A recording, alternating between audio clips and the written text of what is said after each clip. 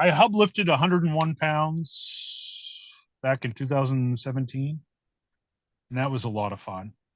Do you remember what kind of plate that was on by chance? I'm just curious. It is on what looks like a Weeder, the second generation, the crosshair one, Okay. but And did you it's just stack a bunch of plates on top of it for yeah, that lift? Okay. yeah, Yeah. yeah, yeah, yeah. It was another 56 pounds added. Um, that was a lot of fun. Steinboarding 430 pounds was a lot of fun. Um, all my best lifts have come after the age of 45. For anyone listening who may wonder, what am I looking at for a peaking? Where's my Hmm. peak strength going to lie? And if you do things right and you're smart, you're going to hit your 40s and you're going to hit your stride. Um, I did an Arthur lift with almost 300 pounds, about 289. And an Arthur lift is the bars behind you and you Hmm. pull it up over your hips, hop it up your back, and then you jerk it overhead. Hmm. Push press or jerk. Because back when Arthur Saxon was doing it, a push press and a jerk, there was no delineation between the two Hmm. at that time. I've done almost 300 that way. And that's a future goal, is to get over 300 on that in the next year. Um, I did 300 yesterday, just getting the bar up to my shoulders and then squatting it. So now it's just a matter of getting it overhead. But I've hack lifted, which is the first part of that Arthur lift, with just a deadlift with a bar behind your body. I've done 635.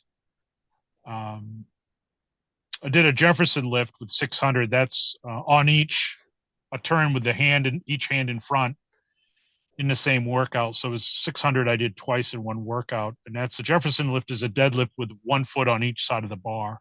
Hmm. You're basically like I've, straddling the bar yeah. for a And I've Jefferson for done, anybody that's listening or yeah. yeah. And I've done 550 with an axle on that way. And that was a lot of fun. Uh, Could I add one in here for you real quick?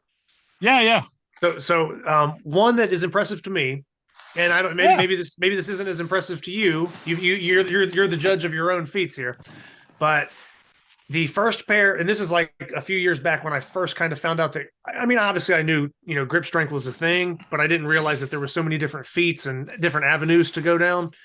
Sure. And I first start getting into plate pinching. Yeah. Well, the first pair of plates I ever pinched, and this would have been a couple years ago, Oh, like I yeah, said, when yeah, I first yeah. started, first pair of plates I ever pinched was a pair of deep dish Yeah, international 35s. that's But right. you plate pinched and I just the feet stood out to me because internationals were the first 35s that I pinched, and Yeah, I have a set of them, so I can relate to the feet. And you pinch gripped them and you cleaned them, yeah, which I thought yeah. that was a pretty impressive feat. To No, it's no, hard you're right. it's hard to pinch clean 35s. You're plate pinching them and to clean them, and then the fact that you did it with those deep dish internationals. When I saw that video, Yeah, that stood out to yeah, me, and that was something that I was like, man, I got those same plates. That that's tough. So yeah. No, yeah, no. that's a good one. Just just like I said, you got so many, you've been lifting No, for so long, but uh, yeah. that was one I definitely took notice of. So Um, yeah. I have a reason for doing some of the stuff like that. Like, it's not, a lot of people think it's showing off, Okay. um, but there's actually a reason why I do that sort of thing. So with the plate pinching, the rim lifting, and the hub lifting, first you learn to deadlift it, right? Now you can either add weight, whether it's a hub lift or a plate pinch, or you can go from deadlifting it to learning how to clean it. After that, you can learn how to snatch it. And after that, you can learn to do a swing all the way overhead. Each Mhm. one requires you to pull with more force, to pull more forcefully, to generate more force. And so it's a progressive process that I'm doing. Because then once I could clean, let's say I can clean a 45-pound hub, Mhm. then chances are I can add a good 10 pounds to it and easily deadlift it by the hub. Mhm. So it's a way of adding speed, because I've been influenced heavily by Westside Barbell and their understanding of trying to learn how to move forcefully, move fast to lift a heavy weight. And so there's a reason why I do a lot of the stuff I do. It isn't just for variety's sake in of itself or just to show off. There's an intent behind it, you know. Yeah, and it also, I mean, to some extent, I mean, it's probably very similar to how your weightlifting stacks up. I mean, essentially you're progressively kind of Yes. upping what you're doing, and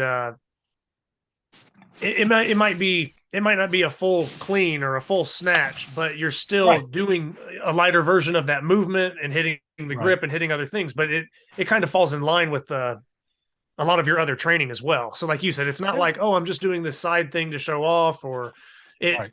it kind of falls in line with the other lifts and the other lift selections that you're kind of doing.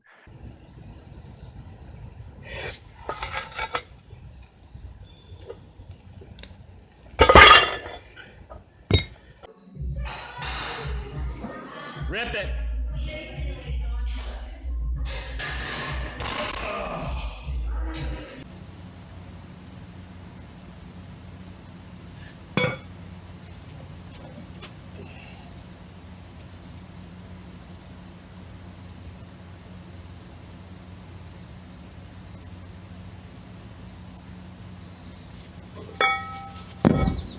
Praise the Lord.